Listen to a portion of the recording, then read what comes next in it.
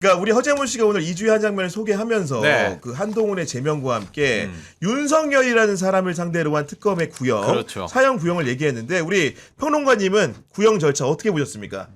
뭐 저는 뭐 적절했다고 보고요. 다른 평론가들이 뭐 그런 이야기 많이 했잖아요. 무기가 나올 것이다라고 하는 분들은 대다수가 뭐 사상자가 없었다, 단기간에 끝났다 그런 이야기하고 또 사형 선고가 나올 것이라고 하는 분들은 민주주의가 이 성숙한 국가에서 이런 행위를 저질렀기 때문에 더 죄질이 무겁다, 경제적 피해도 크다, 뭐 이런 해석들을 했습니다만 저는 특검이니까 사형이 나왔다. 왜냐하면요. 그렇군요. 우리 보통 이 검찰이라고 하는 것은 행정부 외청으로서 법을 해석해서 이걸 가지고 징벌을 구형하는 겁니다만은 특검은 국회의 영역에서 만들어진 기관입니다. 특별한 상황에 대해서 특별한 징벌을 하기 위해서 만들어진, 즉 정치적 함의가 담겨 있고 이건 좋은 의미로서 민주주의에 국민들의 열망이 담겨 있다는 겁니다. 그런 부분에서 저는 최대치를 구형할 수밖에 없었다. 그렇게 좀 예측을 했습니다. 좀 놀랐어요. 놀랐어요. 예. 무기 정도 때릴 줄 알았더니 무기 정도인 줄 알았는데 사형까지 사형을 나와서. 때려서 상당히 좀 놀랬다라는 좀 생각이 들고, 어쨌든 무기든 사형이든 사회와 영원히 격리할 수 있는 그런 선고가 나오고 2심이나 대법원 가서도 그 선고가 바뀌지 않았으면 좋겠다. 네. 저 사람은 진짜 답이 없어. 정말 노답이다. 정말 답이 없어. 네. 그걸 다 국민들이 느끼고 생각할 것 같다. 그리고 진짜- 저 사람을 격리시켜야 보수파가 그래도 살아날 수 있는 기반을 마련하는 것이 아니냐, 그런 생각이 들고, 하여튼 지경 판사가 너무 질질 끌고 얘기를 너무 다 들어줘가지고 네. 짜증나더라고요. 어제 막 보는데 짜증나는데 끝까지 어쨌든 19일 날 제대로 된 선고를 했으면 좋겠다라는 생각이 2월 들고, 19일이죠. 네. 저희 이제 구 기자님께 여쭤보고 싶은 게 네. 뭐냐면, 전직 대통령 내란 문제와 관련한 선 구형이잖아요. 그렇죠. 그러면 조은석 특검 정도가 나와서 하는 게 낫지 않았을까? 직접 나와서 구형하는 게 낫지 않을까? 어떻게 생각하세요? 그러니까 나는 판단을 잘 못하겠는데 난 그게 좀 의외였어. 그래도 아마- 이게 정말 대단히 근데 상징적이고 법조인들은 중요하지. 사실 긴 생각할 게 없는 게 대체로 보면은 네. 전례에 따릅니다. 전례에 없는 일을 하지 않아요. 아마도 찾아보면 저도 찾아봐야겠지만은 제가 짐작으로 얘기하는 겁니다. 합니다만은 박근혜 대통령 때도 박영수 특검이 구형하지 않았을 거예요. 그랬기 때문에 특검보가 했기 때문에 이번에 똑같이 했을 것 같은데, 우리가 정치적 상상력을 발휘하고 그때보다 이번에 민주주의의 절멸이라는 훨씬 더 위기의 순간이었기 때문에 말씀대로면은 특검이 하는 게 더 좋았을 것 같기는 한데, 법률가들은 늘 백과사전 찾아보듯이 과거에 전두환 때 누가 했지? 박근혜 때 누가 했지? 이걸 찾아보고 기계적으로 했을 거예요, 아마도. 네. 좀 그 점이 좀 아쉽더라고요. 너무 좋은 지적이세요. 예. 당당하고 여러 가지 상징적으로 하셨으면 어땠을까? 또 판사가 직위원이라서 같이 앉아 있기가 아니, 지금 걸렸을 거예요. 조은석 특검님 나오셨네. 구형하시려고요? 아니 뭐 직위원도 전례에 따라서 그렇게 법조인인데 진행을 하는 겁니까? 아니 근데 제가 놀란 거는 뭐냐면은 그 뭐 진행 문제를 떠나가지고 어제 진행의 문제이기도 한 건데, 이게 지금 그 박억수 특검보가 이러저러한 이제 서정조사 절차를 거쳐가지고 밤 9시 35분쯤에 이제 사형을 선고했는데, 그 언론 신문 입장에서는 그 시간이 너무나도 기가 막힌 거예요. 왜요? 왜냐면 모든 신문의 조간에 일면톱에 사형 구형이 갈 수 있게 되는 시점이었거든. 네. 그래서 속으로 생각하기는 우리가 지기현 부장판을 너무 폄훼해 왔는데 이분이 뭔가 언론을 아는 분 아니야? 딱 이렇게 10시 전에 해주는 거 보니까 모든 조간에 일면에 윤석열 구형, 사형 깔리도록 해준 거 아니야? 이런 놀라운 의심마저 들더라고 아니 보니까. 뭐 네. 저기 국민들하고 언론으로부터 그렇게 얻어맞았으면 그 정도 눈치를 했어야지. 그 정도 눈치도 없으면 사람도 아니죠, 진짜. 결과론적에서가 아니에요. 아니 물론 그렇기는 한데. 다시 보자, 지기현. 근데 제가 알기로는 지기현 부장판사가 언론인들하고 굉장히 자주 만납니다. 그러니까 우리가 그래요? 사실은 유튜브들을 어떻게 보고 관찰하고 유튜브에 나오시는 평론가들하고 직접 볼 게 없겠지만은 실제로 이제 법원에 출입하는 기자들하고는 굉장히 자주 만나고 의견을 청취하는 걸로 알고 있어요. 그러다 보면 저희도 가장 많이 이제 예전에 판사들하고 할 때 얘기가 중요한 사건 맡은 분들한테 꼭 우리 신문 실려야 되니까 그 판가리 하기 전에 10시 전에 좀 이렇게 정리 좀 해주세요. 이런 얘기를 저희가 이제 음향으로 드리거든요. 근데 그런 시간을 딱 맞춰가지고 내가 놀란 거야, 사실은. 그러니까 네. 이제 그 수준이죠. 이른바 이게 뭐 표현이 좀 기분 나쁠 수는 있습니다만 네. 동종교배 현상입니다. 농종교배. 같은 관심사와 같은 지식이 있는 사람들 가만 계속 만나는 거예요. 그러니까. 아. 네. 그럼 어떻게 생겨요? 유전병이 생기죠. 합스부르크가 이거 턱이 주걱턱이 돼가지고 네. 멸망한 것처럼 우리 저기 생물학적으로 잡종 강세 현상이라는 게 있습니다. 사람이라는 것은 생각이 섞이고 지식이 섞이고 그렇게 해야 됩니다. 아니 어제 근데 윤석열의 그런 여러 가지 행위 같은 것들이 그렇죠. 언론지상에 많이 네. 묘사가 됐는데 허재무 씨는 그런 그 풍경들에 대해서는 좀 어떻게 생각하셨어요? 굉장히 늦은 시간이어가지고 그래도 이건 봐야겠다 하신 분들이 많아요. 어른분들도. 근데 국민들이 화가 났던 거, 야 구형을 받았는데도 서로 웃고 있고 방청석에서는 아니 김용현 귀엽다는 얘기를 왜 하고 하트 표시는 네. 왜 하는 거 소나트네 이거. 예. 아니 뭐 팬 서비스하고 그러니까 이게 현실 세계에 살고 있는 사람들이 맞나라는 생각이 좀 들기도 하고 만약에 조금 더 딥하게 들어가면 사이코패스 아니야?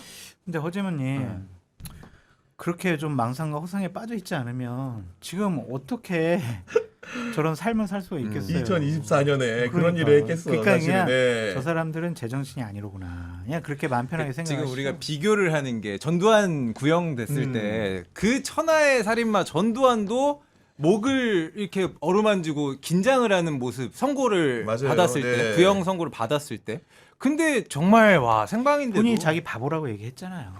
이게 자백했잖아요. 전두환 때만 해도 실질적인 사형 폐지 국가가 아니었잖아요. 사형 아 두려웠구나. 네. 그렇죠. 그거는. 그런 게 네. 있는데 지금 우리 사형 집행을 안 하니까 그래서 한동훈 전 대표가 맹활약해야 됩니다. 네. 지금 뭐 제명돼서 할 일도 없는데 늘 사형제 부활 이야기했으니까 그렇죠. 사형제 부활 국민운동을 해주시면은 그때 법무부 장관일 때 실제 그 시설도 한번 점검도 그렇죠, 하고 그렇죠. 지금 쓸 수 네, 있을 거예요. 광화문에다가 저기 사형장 세트 설치해서 저기 뭐 체험도 한번 그 국민들이 할 수 있는 기회도 주시고. 네. 저는 감히 말하건대 윤석열은 내심 조은석 특검이 자기한테 사형을 구형하지 않을 거라고 생각했을 수 있다고 생각합니다. 왜냐하면 어떤 근거를 가지고 얘기하냐면 네. 때는 바야흐로 2013년 10월로 갑니다. 2013년. 그때 조은석은 뭐였냐면 서울고등검찰청 서울고검의 형사부 부장검사였어요. 그러니까 쉽게 얘기해 형사부장이라는 게 검사장이야. 그런 자리였고 윤석열 같은 경우에는 그 조은석보다 후배이기 때문에 수원지검에 있는 후배예요? 여주지청장이었는데 이게 어떻게 된 거냐면 연수원이 이제 조은석은 사법연수원 19기고 윤석열이 23기니까 4기수 차이니까 사실 많이 나는 거예요. 그런 그렇죠. 상황이었는데 그때가 어떤 상황이었냐? 우리가 매년 10월이면 국감이 벌어지잖아요. 그 2013년 10월 21일에 서울고등검찰청 국정감사장에 증인으로 윤석열이 출석을 합니다. 여러분들 다 아시는 그 사건. 국정원 댓글 사건 관련해가지고 사람에게 준사해. 네, 수사 외압이 있었다고 한 날. 당시에 박근혜 정부였기 때문에 윤석열이 사실은 수원 그 소속이고 여주지청 소속이기 때문에 오면은 대기 공간이 없잖아요. 근데 자기도 명색이 검사인데 일반 증인들하고 섞여 있을 수가 없잖아요. 그러면 동료들한테 전화 좀 돌려봤을 거 아닙니까? 공간에 좀 갈 수 있느냐?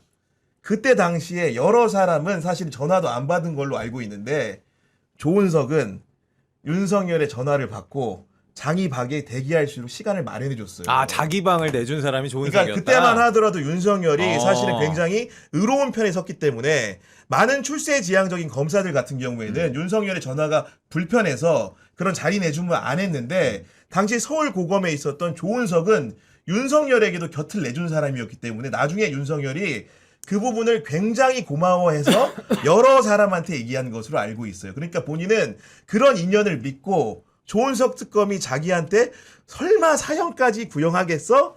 라는 생각을 했을 것 같다는 게 제 추측입니다. 네. 동의합니다. 원래 공사 구별이 안 되는 사람이니까. 그러니까요. 네. 신기하네.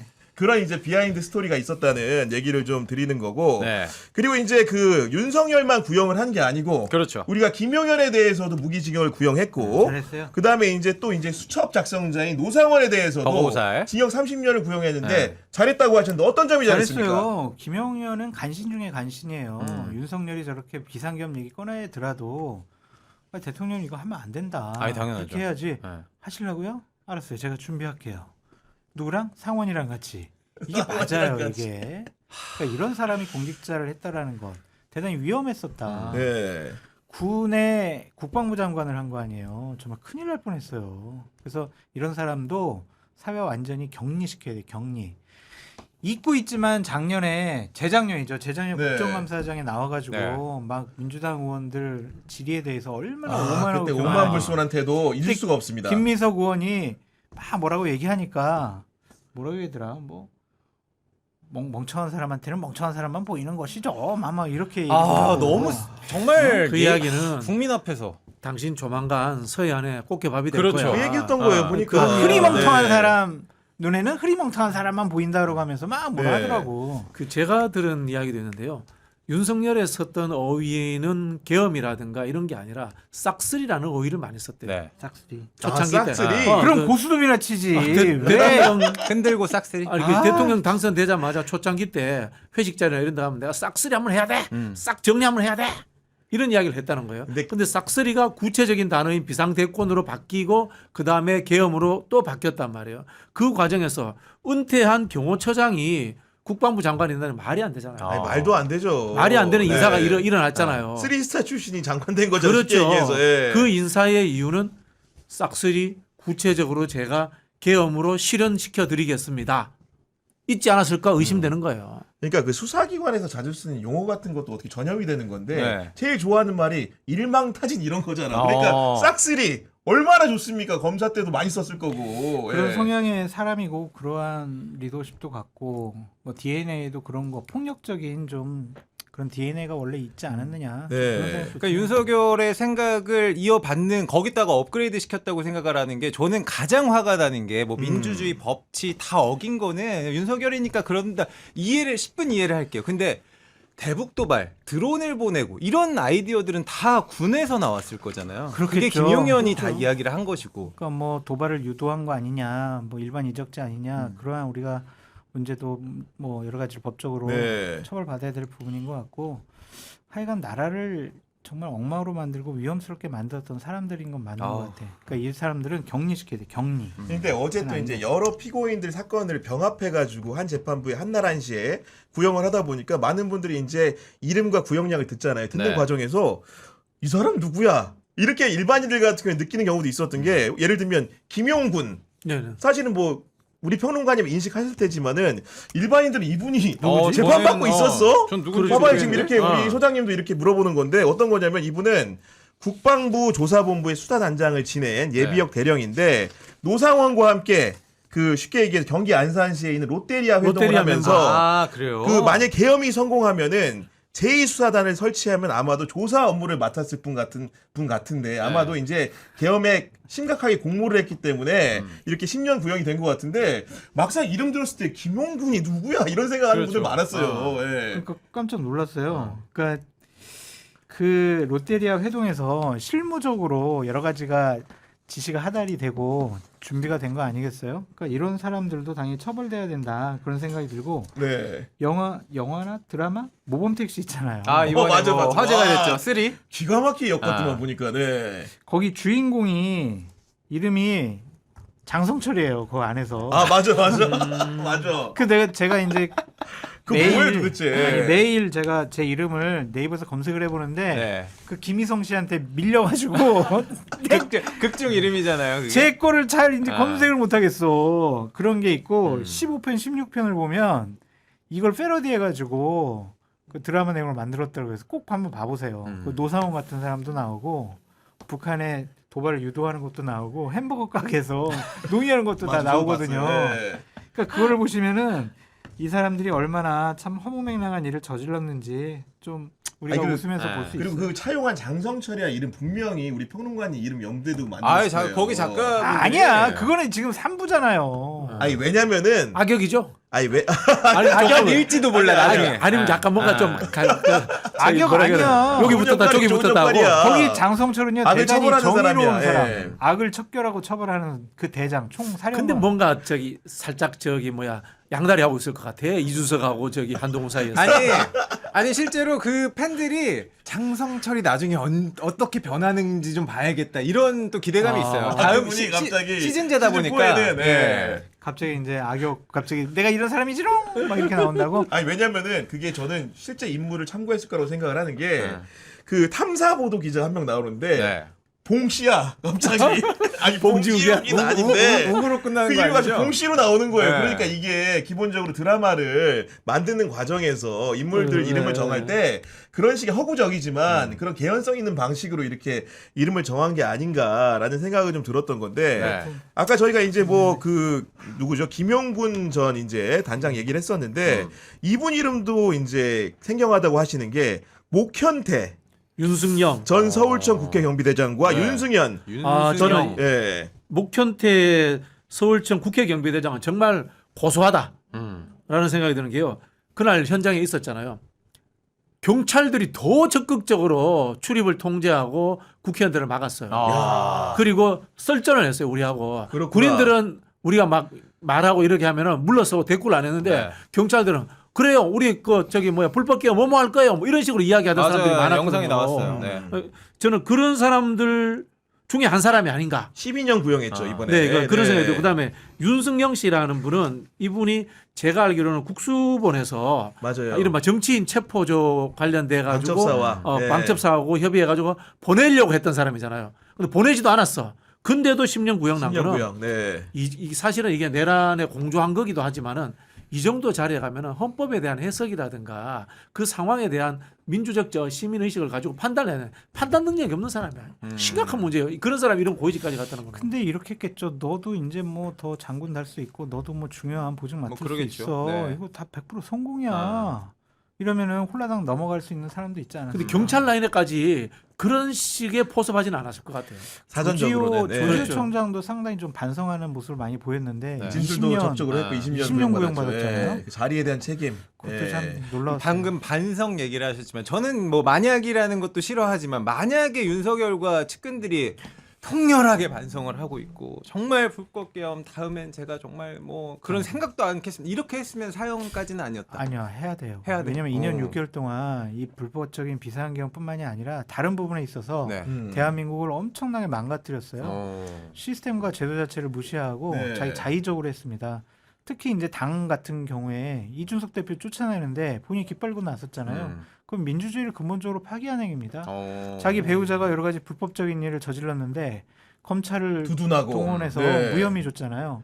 그거는요 불법적인 비상계엄에 못지않은 대한민국을 완전히 망가뜨리고 무너뜨린 중요한 행위 중에 하나다. 그래서 저는 사회화 격리시켜야 된다. 그런 생각이 네. 듭니다. 굉장히 단호하시네요. 그러니까요. 근데 그 절반의 황태자가 한동훈이었는데 한동훈 만세.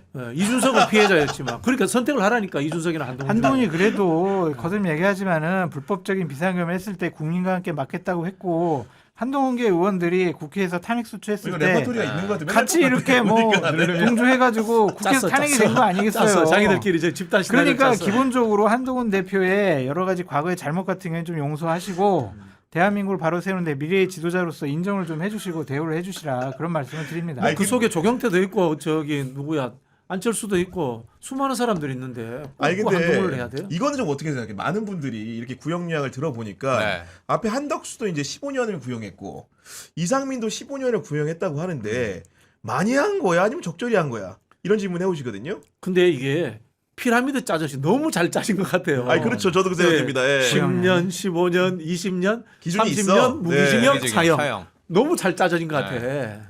그러니까 윤석열과 일찌감치 공모한 놈들은 무기징역이나 30년을 받는 거고 그다음에 조지호는 왜 세냐? 그 안가를 회동을 먼저 했잖아요. 그러니까 국회를 봉쇄해야 되니까 조지호랑 김봉식을 불러다가 먼저 상의를 한 시점적으로 따지면은 윤석열이 계엄을 이제 선포할 결심을 하고 이른 저녁에 불러다가 이제 설명을 했던 거였고 그 다음에 국무위원들한테 형식적인 동의를 득하기 위해서 불렀잖아요. 그런 시차적인 순서가 있고 나중에 10년, 12년은 뭐냐? 이 사람들은 경찰청장을 통해서건 이렇게 2차적으로 이제 노상원을 통해서건 2차적으로 그런 계엄 상황을 공유받고 그 지시하고 행동에 나선 사람들 그런 충의를 두고 아마 피라미드형으로 이렇게 그렇죠. 구형을 한 게 아닌가 싶어요. 사실 뭐 네. 김봉식 청장 같은 경우에는 성향 자체가 적극적인 좀 그런 뭐 성향이었다고 합니다만은 조지호 총장 좀 아쉬움이 있죠. 아니, 그렇죠. 그때 뭐 조지호 네. 총장이 이런 불법 기업 못 하겠습니다. 바로 사표 낼게요 하고 던지고 나와가지고 국민들 앞에 알렸다. 그러면 지금 우리 장성철 소장이 조지호 차기 대망론 이야기하면서 조지호 대통령이 외치고 계실 텐데. 네. 아마도 근데 또 판결 과정에서는 조지호 청장 같은 경우에는 헌재 증언도 그랬고 그 법원 재판 과정에서도 굉장히 이렇게 진술을 적극적으로 했기 때문에 그런 부분들이 아마 감경 사유가 될 수는 있겠다 이런 생각이 듭니다. 근데 이제 네. 아쉬운 점들은 이렇게 적극적인 가담자, 동조, 뭐 방조 세력뿐만이 아니라 당시 이제 대통령실에서 근무했던 주요 관계자들이 있잖아요. 정진석 비서실장이라든지 김태호 실장이라든지 이런 사람들에 대해서는 제대로 된 조사가 이루어지지 않았고 또 기소도 아직 안 된 것 같아요. 일부는 되고 일부는 안 됐죠. 예. 뭐 증거인멸 이런 부분도 충분히 문제 삼아야 되는데 맞습니다. 좀 네. 미진한 부분이 있어요. 이거는 은폐거든요. 만약 그것이 정말 CCTV가 없었다고 생각해요. 아유, 그렇죠. 머리 좋아가지고 네. CCTV까지 다 지웠어. 그러면은 큰일 났죠. 정말 우리가 한덕수, 뭐 이상민, 또 윤석열 어슬렁어슬렁 걸어다니고 그렇죠. 뭐 네. 이런 것들 눈으로 확인 못했단 말이에요. 아. 증거 자료가 없어지는 네. 그런 경우가 됐을 뻔했잖아요. 그걸 일부 시행했던 정진석 비서실장 같은 경우엔 제대로 처벌이 돼야 된다 그런 생각이 듭니다. 진짜 공감이 가고요. 덧붙여서 제가 노래했던 건데 국무위원들에게 나눠준 문서 누가 작성했는지 그거 그거 찾아내지 아직도, 못하면 아직도 이거 그게 수사는 미완입니다. 불분명합니다. 네. 마지막으로 설문조사 결과 하나 전해드리면요. 저희가 지금 실시간으로 진행을 했는데 조은석 특검이 윤석열에게 사형을 구형했습니다. 지기현 재판부는 어떤 형을 선고할까요? 질문을 드렸고 현재 3,600명 가까이 투표를 해주셨는데 응답자의 86%가 사형을 선고할 것이다. 무기징역을 선고할 것이다는 12%, 유기징역은 1%, 무죄는 2%였다는 점을 여러분들께 전해드리도록 하겠습니다. 설마 무죄 선고하진 않겠죠, 변호관님? 아유, 그것도 퇴퇴퇴. 그랬다가는 뭐 지구를 떠나야 될 겁니다. 지구를 떠나거라. 왜냐면 2%가 이렇게 응답하셨길래 저는 없을 줄 알았는데. 2%도 또 네. 다양한 뜻이 있을. 잘못 눌렀을 수도 있어요. 네. 삐끗해가지고. 예. 알겠습니다.